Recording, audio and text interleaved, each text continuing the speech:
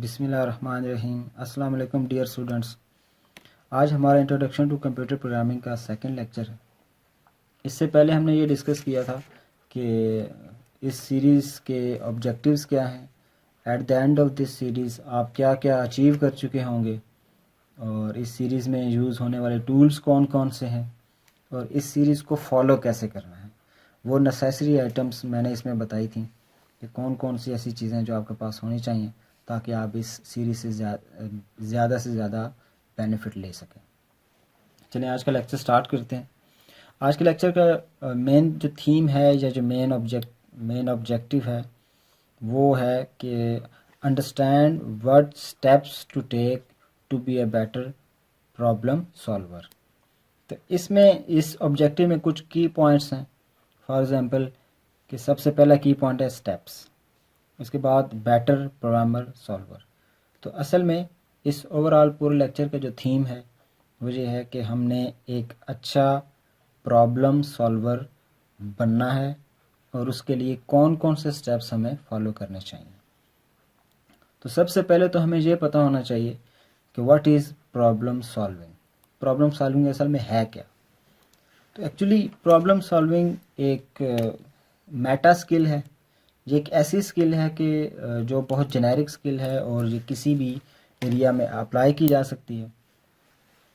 और इसके साथ साथ असल में it is a process in which we try to identify steps to solve any specific problem. तो इस डेफिनेशन के अंदर कुछ की पॉइंट्स हैं, जिसमें एक की पॉइंट प्रोसेस, उसके बाद identify steps, solve and specific problem. तो ये एक प्रोसेस है जिसमें हमारा काम क्या होता है, हमने स्टेप्स को आइडेंटिफाई करना होता है और वो स्टेप्स किस लिए, सॉल्व करने के लिए किसी स्पेसिफिक प्रॉब्लम को। तो ये याद रखें कि इस दुनिया में बहुत सारी प्रॉब्लम्स होती हैं, they all are very specific problems. For example आपने सेल्सियस स्केल का सुना होगा। तो सेल्सियस जो टेम्परेचर होता है, लेट्स से उसको फ़ारेनहाइट में कन्वर्ट करना, ये एक प्रॉब्लम हो सकता है छोटा सा। इसी तरह करेंसी होती है, करेंसी एक लेट्स से डॉलर से रुपीज़ में कन्वर्ट करना, ये एक प्रॉब्लम हो सकता है। इसी तरह आपने किसी ट्रायंगल का एरिया कैलकुलेट करना है, या आपने किसी रेक्टेंगल का एरिया और उसका पेरीमीटर कैलकुलेट करना है। तो ये सारी जो प्रॉब्लम्स हैं they all are very specific. अब इनमें ऐसा नहीं हो सकता कि आप कोई एक ऐसा जेनेरिक सा सॉल्यूशन जनरेट कर लें जो कि इन सारी प्रॉब्लम को सॉल्व कर सके, नहीं। तो ये they all are specific problem और इनको सॉल्व करने के लिए अपने अलग-अलग कोई ना कोई स्टेप्स होंगे। तो ये वो पूरा एक पूरा पैकेज है या एक पूरा प्रोसेस है जिसके अंदर ये हमें सारा कुछ करना होता है। तो एक क्वेश्चन नॉर्मली जहन में आता है कि प्रॉब्लम सॉल्विंग इम्पॉर्टेंट क्यों है। तो ये एक बहुत वैलिड क्वेश्चन है। इम्पॉर्टेंट इसलिए कि कंप्यूटर साइंस के अंदर हमने रियल लाइफ प्रॉब्लम्स को सॉल्व करना होता है। हम चाहते हैं कि डिफरेंट जो क्लाइंट्स हैं वो हमारे पास रियल लाइफ प्रॉब्लम्स लेकर आते हैं, तो हम चाहते हैं कि उसका कोई प्रॉपर सोल्यूशन दे सकें। तो उनका ऑलरेडी कोई सोल्यूशन एग्जिस्ट नहीं कर सकता या नहीं हो सकता, तो हमें कई दफ़ा ऐसा होता है हमारे पास बिल्कुल न्यू प्रॉब्लम्स आ जाते हैं, तो उनके जो सोल्यूशंस हैं वो ऑलरेडी एग्जिस्ट नहीं करते। तो फिर उनके लिए नए सॉल्यूशंस हमें जनरेट करने होते हैं। तो उसके लिए ये पूरा प्रोसेस होता है कि आप इस प्रॉब्लम को कैसे सॉल्व किया जाए। तो इसलिए नॉर्मली जो आपके एम्प्लॉयर्स होते हैं वो भी जब हायरिंग करने लगते हैं तो वो इस चीज़ को इंश्योर करते हैं कि हमारे पास जो डेवलपर आ रहा है उसके पास प्रॉब्लम सॉल्विंग की स्किल मौजूद हो। तो ये कुछ पॉइंट्स हैं जो कि इम्पोर्टेंट हैं प्रॉब्लम सॉल्विंग के लिहाज से। तो अब हम ये डिस्कस करते हैं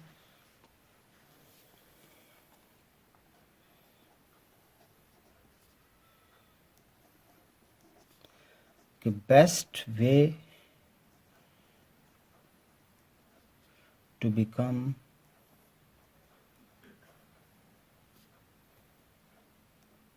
प्रॉब्लम सॉल्वर। तो ऐसा कौन सा तरीका है जिससे हम एक अच्छा प्रॉब्लम सॉल्वर बन सकते हैं?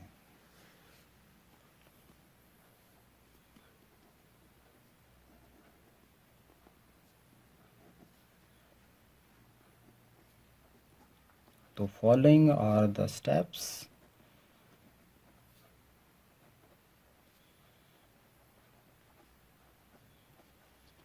टू मास्टर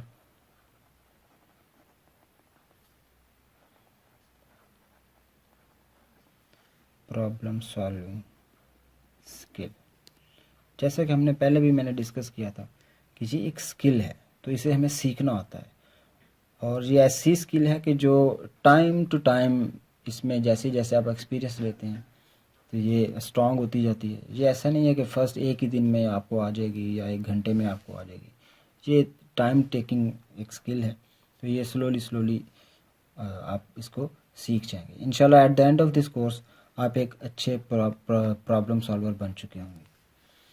तो अब डिस्कस करते हैं कि वो कौन से स्टेप्स हैं जो कि एक अच्छा प्रॉब्लम सॉल्वर बनने में हेल्प करते हैं। तो first step is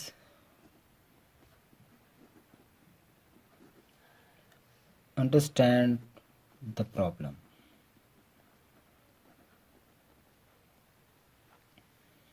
second step is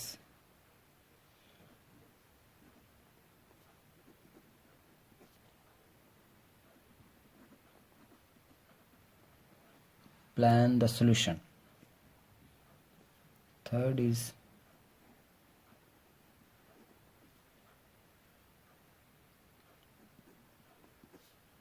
divide the problem. And fourth is practice.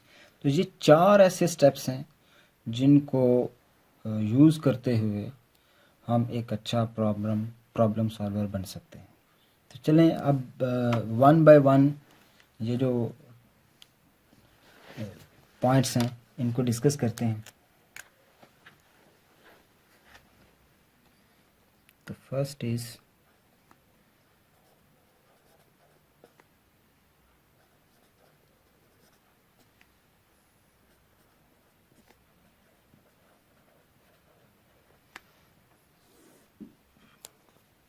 Understand the problem.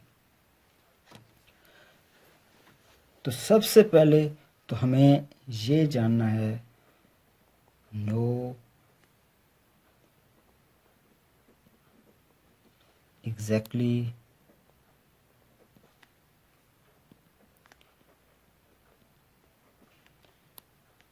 What is being asked. ये बड़ा इम्पोर्टेंट है कि सबसे पहले तो हमें ये जानना है कि हमसे पूछा क्या गया है। ये जो प्रॉब्लम लेट से हमारे सामने कोई दी गई है, कोई प्रॉब्लम हमें सॉल्व करने को कही गई है, तो उस प्रॉब्लम में हमसे पूछा क्या है। तो सम टाइम तो हमें वो प्रॉब्लम ही समझ नहीं आती। तो अक्सर आपने सुना होगा कि लोग कहते हैं कि ये प्रॉब्लम बहुत मुश्किल है।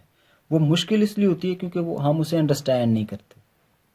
तो जब हम किसी भी चीज़ को अंडरस्टैंड कर लेते हैं तो फिर वो चीज़ें हमें मुश्किल नहीं लगती। या आपने अक्सर लोगों में से सुना होगा, कोई कहता है कि मुझे मैथमेटिक्स मुश्किल लगती है, कोई कहता है मुझे फ़िज़िक्स मुश्किल लगती है, कोई कहता है मुझे कोई और सब्जेक्ट मुश्किल लगता है। उसकी मेन रीज़न क्या होती है? क्योंकि उन्होंने उसको अंडरस्टैंड नहीं किया होता। जैसे ही वो उस पॉइंट को, उस कोर्स को, उस टॉपिक को अंडरस्टैंड कर लेते हैं तो ऑटोमेटिकली वो इजी लगना स्टार्ट हो जाता है। तो पहला हमारा जो इसमें प्रॉब्लम सॉल्वर बनने के लिए पहला जो टास्क है वो ये है कि सबसे पहले हमने प्रॉब्लम को प्रॉपरली अंडरस्टैंड करना। तो अंडरस्टैंड करने के लिए सबसे पहला स्टेप क्या होना चाहिए?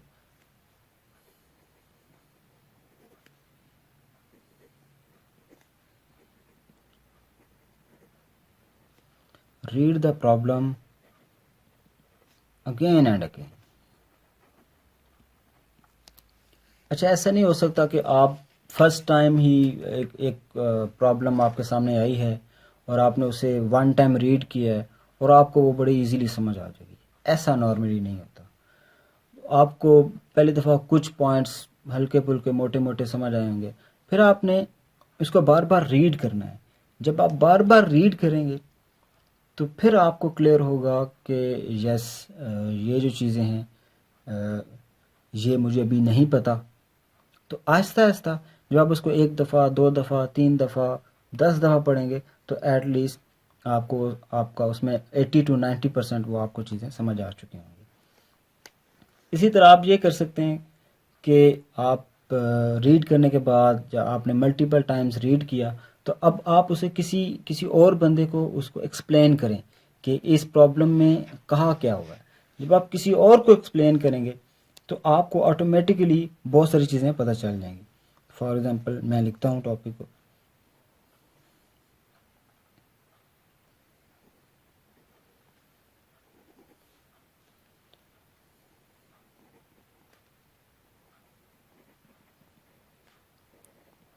we shall automatically see the holes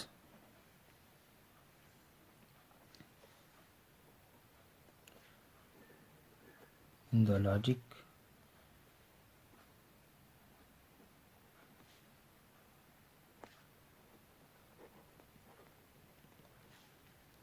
when we explain the problem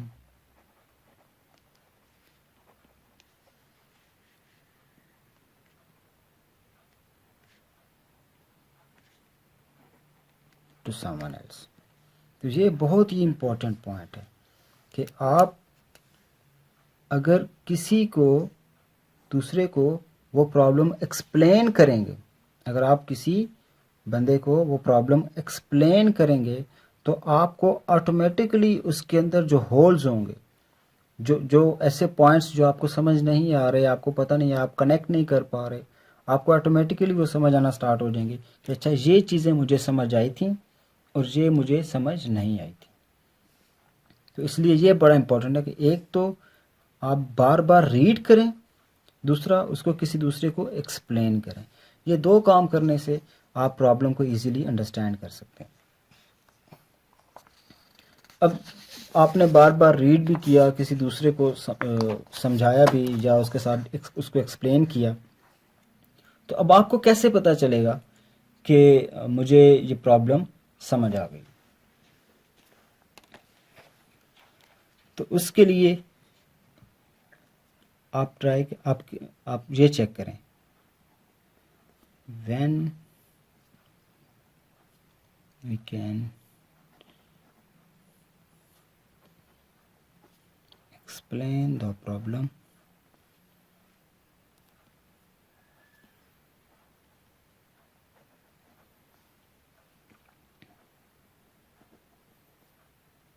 in simple language।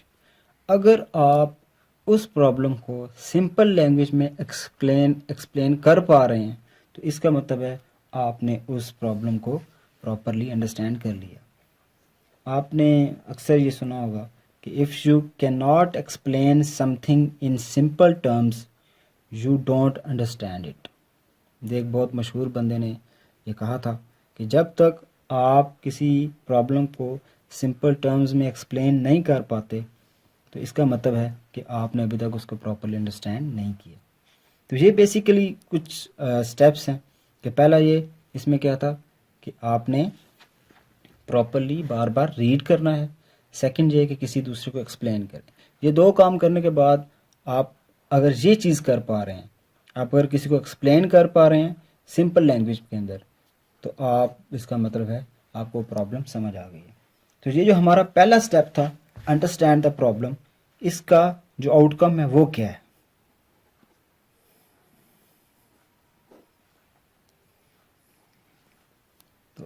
तो outcome is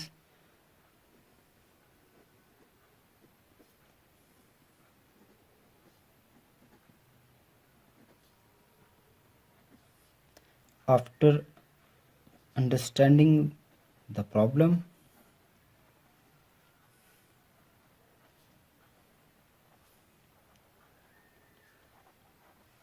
we can easily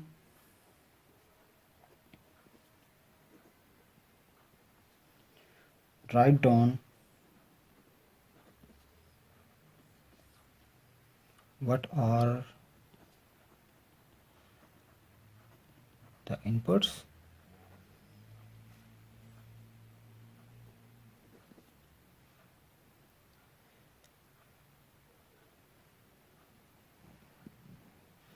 and what is required as output. इस आउटकम को समझना बड़ा इंपॉर्टेंट है। तो आपने असल में किया क्या है इस स्टेप के अंदर, आपने सबसे पहले प्रॉब्लम को अंडरस्टैंड किया। उसके बाद अब आप क्या करेंगे, ये प्रॉब्लम को अंडरस्टैंड करने के बाद आप क्या करेंगे, आप राइट डाउन करेंगे इनपुट्स को और आउटपुट को। कि आप ये बताएंगे कि इस पूरी प्रॉब्लम में मुझे क्या चीज़ गिवन है, क्या चीज़ दी गई है और मुझसे क्या चीज़ मांगी गई है। तो जो आउटपुट्स होंगे, अगर ये दो चीज़ें आप प्रॉपरली आइडेंटिफाई कर पा रहे हैं तो इसका मतलब है कि जो हमारा पहला स्टेप था अंडरस्टैंड द प्रॉब्लम, उसका जो मेन थीम था, जो मेन क्रक्स था, वो आपने अचीव कर लिया। तो अब हमारा ये first topic, first part complete हुआ। तो जो सेकंड हमारा इसमें पॉइंट था that was plan the solution.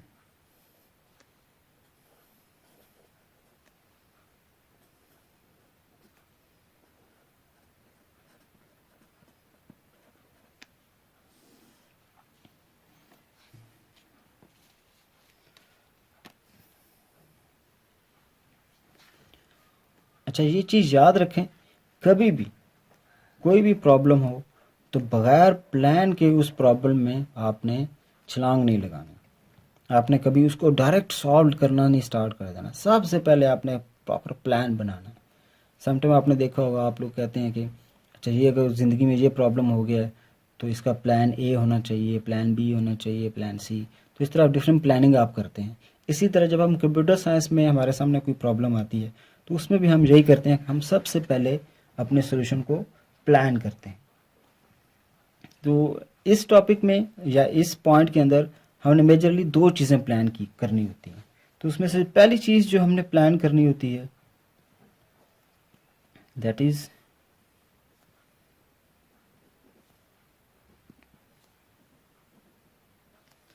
we need to plan how we are going to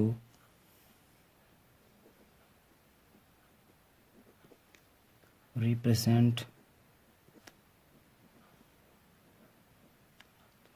steps of solution। अच्छा, जिस तरह मैंने पहले भी डिस्कस किया था कि जो प्रॉब्लम सॉल्विंग है, प्रॉब्लम सॉल्विंग एक्चुअली क्या है, स्टेप्स को आइडेंटिफाई करना। तो इस प्लान में भी हमारा काम असल में स्टेप्स का ही होता है। तो हमने सबसे पहले तो ये प्लान करना होता है कि हमने प्लान क्या करना है, कि हमने किसी भी सोल्यूशन जो होगा, जो भी सोल्यूशन है, उसके जो स्टेप्स हैं उसको रिप्रेजेंट कैसे करना है, ये बड़ा इंपॉर्टेंट है। तो किसी भी सोल्यूशन को रिप्रेजेंट करने के हमारे पास मल्टीपल वेज होते हैं। For example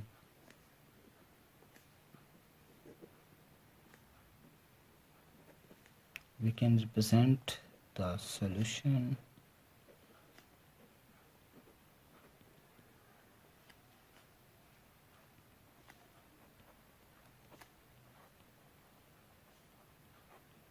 in the form of number 1 algorithm, number 2 is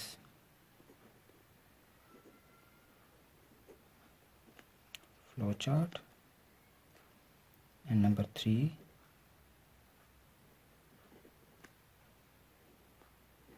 pseudo code. तो हमारे पास किसी भी सॉल्यूशन को रिप्रेजेंट करने के लिए ये तीन तरीके हैं। First is algorithm, second is flow chart and third is pseudo code. ये हर एक के अपने कुछ एडवांटेजेस हैं, कुछ डिसएडवांटेजेस हैं। फॉर एग्जांपल जो एल्गोरिदम्स होती हैं, एल्गोरिदम्स बेसिकली ये नॉर्मली प्लेन टेक्स्ट होता है। आप नॉर्मल इंग्लिश में इस अपने जो सोल्यूशन है उसको एक्सप्रेस करते हैं। कि this is the step, this is the first step, this is the second step, इस तरह आप प्रॉपरली उसको मेंशन करते हैं। जो फ्लो चार्ट होता है ये एक ग्राफिकल वे होता है। तो फ्लो चार्ट एक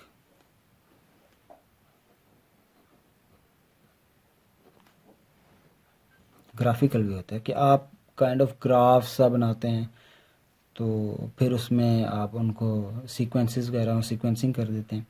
तो आपको पता है कि जो ह्यूमन बीइंग है, जो इंसान है, वो ग्राफ्स को, इमेजेस को, पिक्चर्स को बड़े अच्छे तरीके से और जल्दी अडॉप्ट कर लेता है, जल्दी अंडरस्टैंड कर लेता है, बजाय इसके कि वो टेक्स्ट की फॉर्म में लिखा हो। इस तरह जो सूडो कोड होता है ये काइंड ऑफ इनकरेक्ट कोड होता है, ये काइंड ऑफ कोड होता है लेकिन ये इनकरेक्ट कोड होता है, लेकिन ये इनकरेक्ट कोड भी अपनी बात प्रॉपरली एक्सप्लेन कर रहा होता है। तो मैं चाहूँगा कि हम इसमें से वो चीज़ अडॉप्ट करें जो ज़्यादा सूटेबल है, जो ज़्यादा इजी भी है एज ए न्यू प्रोग्रामर, जो ज़्यादा इजी भी है और ज़्यादा सूटेबल भी है, जो इंडस्ट्री में भी ज़्यादा यूज़ होती है या जो रियल लाइफ में भी आप ज़्यादा यूज़ करते हैं। तो दैट इज़ फ्लो चार्ट। जो हमारा फ्लो चार्ट है या ग्राफिकल वे ऑफ रिप्रेजेंटेशन है, ये सबसे बेस्ट है और हम इसे ही आगे इस सीरीज़ में भी कंटिन्यू करेंगे। तो ये हमारा पहला स्टेप था, जिसमें जो प्लानिंग में हमारा पहला स्टेप था कि हमने किसी सॉल्यूशन को रिप्रेजेंट कैसे करें। तो अब हम डिस्कस करते हैं कि जो हमारा सेकंड स्टेप होगा वो क्या होगा और उसे कैसे रिप्रेजेंट करें।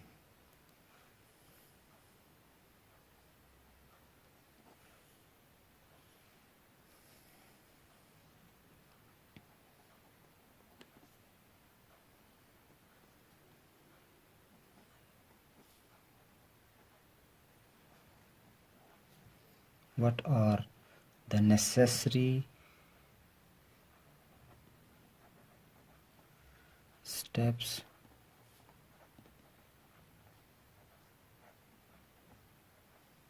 to transform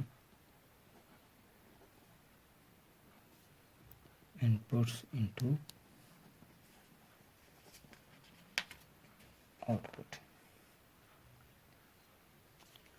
सो अब यहाँ ज़रा गौर करें कि इसमें हमने जिस तरह हमने पिछले पॉइंट में ये डिस्कस किया था कि हमारे पास जो रिप्रेजेंटेशन है उसमें हम रिप्रेजेंटेशन में कर क्या रहे होते हैं, हम स्टेप्स को लिख रहे होते हैं या स्टेप्स को रिप्रेजेंट कर रहे होते हैं। तो यहाँ इस पार्ट के अंदर जो सेकंड पार्ट है हमारा, इसमें हम क्या कर रहे होते हैं, हम वो नेसेसरी स्टेप्स जानने की कोशिश करते हैं कि वो कौन से स्टेप्स हैं जो हमारी इनपुट्स को आउटपुट्स में ट्रांसफॉर्म कर देंगे या कन्वर्ट कर देंगे। फॉर एग्जांपल ये ऐसा क्या करेंगे कि लेट्स से हमारे पास इनपुट x है और ये हम किसी चीज़ को प्रोवाइड करें और वो हमें आउटपुट y जनरेट कर दे। तो ऐसे कौन से वो स्टेप्स होंगे जो इस x इनपुट को इस y आउटपुट में कन्वर्ट कर देंगे।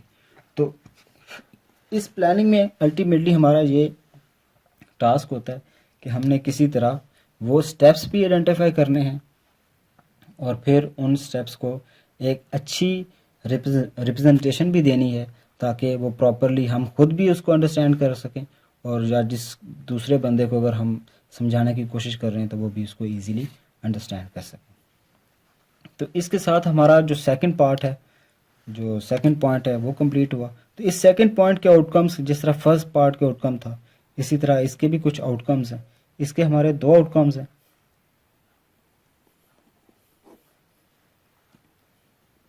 तो पहला आउटकम तो ये है कि decide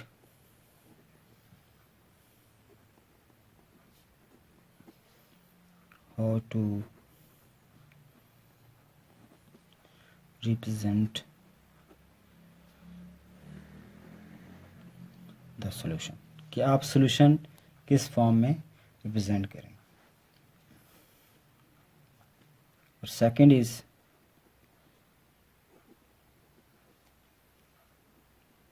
figure out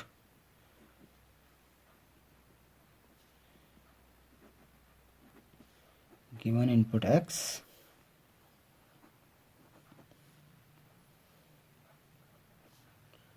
what are the necessary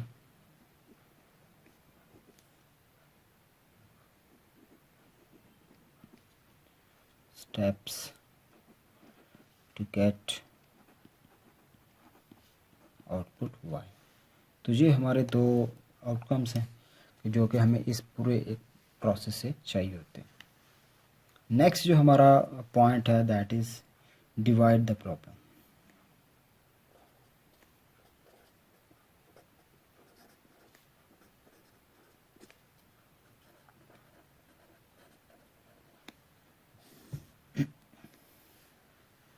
अच्छा, ये बहुत ही इम्पोर्टेंट पॉइंट है कि प्रॉब्लम को डिवाइड करना।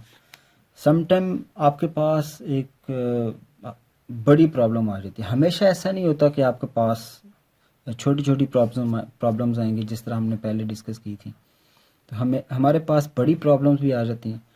तो कभी भी हम बड़ी प्रॉब्लम का जो सोल्यूशन है वो फर्स्ट गो में नहीं निकालते, क्योंकि वो बहुत बड़ी प्रॉब्लम होती है। उसमें बहुत सारे एस्पेक्ट्स होते हैं, बहुत सारी छोटी छोटे ऐसी लॉजिक्स होती हैं कि जो कि आपस में बहुत इंटरकनेक्टेड होती हैं। तो उन सारी चीज़ों को हमने आपस में जोड़ना होता है। तो इसलिए हमारा जो ब्रेन है वो इतना जेनेरिकली नहीं सोच पाता। तो इसलिए हम कोशिश क्या करते हैं कि हम अपने प्रॉब्लम को पार्ट्स में डिवाइड कर देते हैं। तो हम क्या करते हैं, सो वी ब्रेक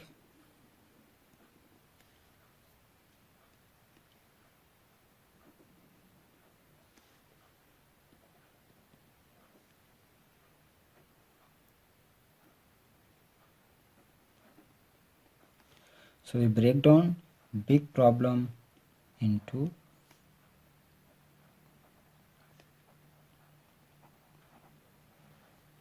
सब प्रॉब्लम्स। तो हमारी सबसे पहली कोशिश क्या होती है कि हम किसी तरह उन बड़े प्रॉब्लम्स को सब प्रॉब्लम में ब्रेक कर सकें। अच्छा, ये जो सब प्रॉब्लम है ये आपने इतनी ज़्यादा इनको ब्रेक करते जाना है कि जहाँ तक आप उसको इजीली सॉल्व कर सकें। फॉर एग्जांपल, बहुत बड़ी प्रॉब्लम है, हो सकता है आपने उसे 5 सब प्रॉब्लम में डिवाइड कर दिया। अब पता चला कि इनमें से 2 ऐसी प्रॉब्लम हैं जो कि बजाते खुद 2 ऐसी सब प्रॉब्लम्स हैं जो कि बजाते खुद बड़ी प्रॉब्लम्स हैं। तो आप उनमें से जो लेट से एक प्रॉब्लम पकड़ी और उसको मज़ीद ब्रेक डाउन किया। तो आप इस तरह बहुत उन सब प्रॉब्लम्स को ब्रेक डाउन करते जाते हैं। और फिर आप क्या करते हैं, जब आपने ब्रेक डाउन कर लिया, देन सॉल्व ईच सब प्रॉब्लम। तो पहला पॉइंट तो ये है कि ब्रेक डाउन किया। सेकंड क्या, हर उस सब प्रॉब्लम को फिर आपने सॉल्व किया। एंड वंस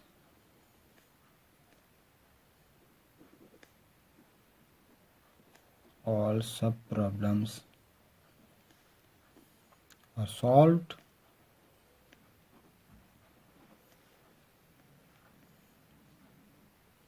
तो फिर आप क्या करेंगे, उन्हें कनेक्ट कर दें। आप उनको आपस में जोड़ दें ताकि वो जो छोटे छोटे सॉल्यूशंस आए थे उनको आप आपस में ऐसे कनेक्ट कर दें कि वो उस बड़े प्रॉब्लम का सॉल्यूशन हमें दे दे। अच्छा, ये जो काम अभी हमने किया ना कि हमने एक चीज़ को बड़ी प्रॉब्लम को छोटी सा प्रॉब्लम में ब्रेक किया है और फिर हमने उसको सॉल्व करने की कोशिश की है और फिर हमने बाद में उसको आपस में कनेक्ट कर दिया। तो ये एक बड़ी स्पेशल टेक्निक बन गई है। तो this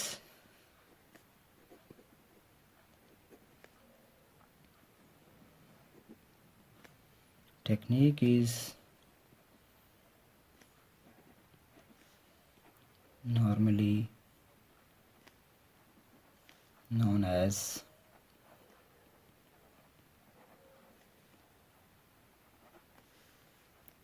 divide and conquer।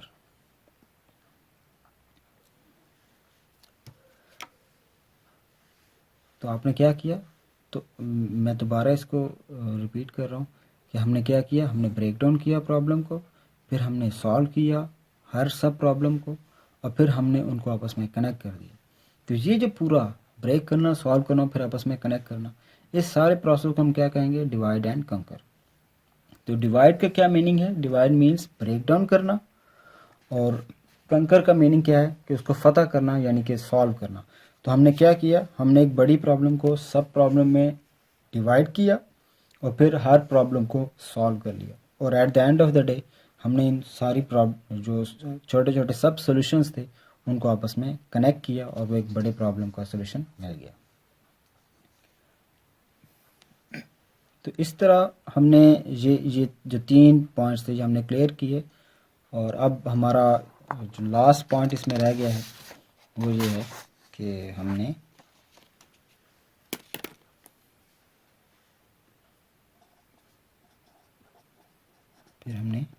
Practice करनी है। तो ये बड़ा इम्पोर्टेंट है कि हमने अंडरस्टैंड किया प्रॉब्लम को, फिर हमने उसके लिए प्लान किया, प्लानिंग के बाद अगर वो बड़ी प्रॉब्लम थी तो उसको फिर हमने छोटे छोटे पार्ट्स में डिवाइड किया, उसको डिवाइड किया और फिर उसको कंकर किया। तो ये एक दफ़ा एक प्रॉब्लम को या 2 प्रॉब्लम को सॉल्व करने से आप इसमें बहुत ज़्यादा माहिर तो नहीं बनेंगे। उसके लिए आपको क्या करना पड़ेगा, उसके लिए प्रैक्टिस करनी पड़ेगी। So try to solve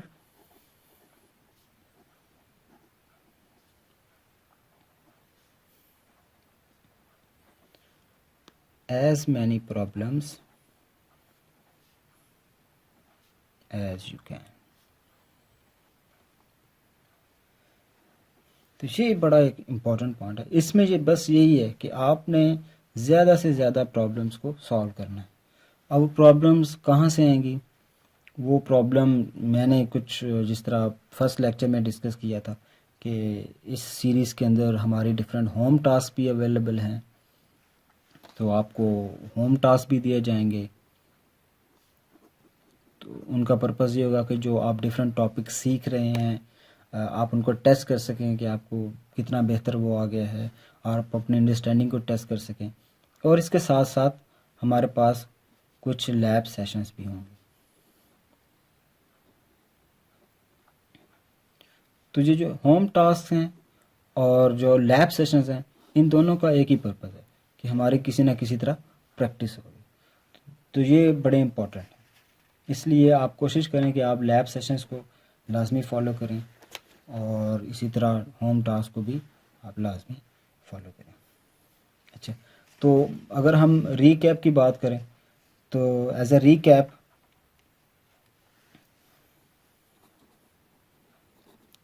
of the lecture क्या है कि आज हमने बेसिकली 3 मेजरली जो पॉइंट्स हैं उनको डिस्कस किया। तो वो पहला क्या था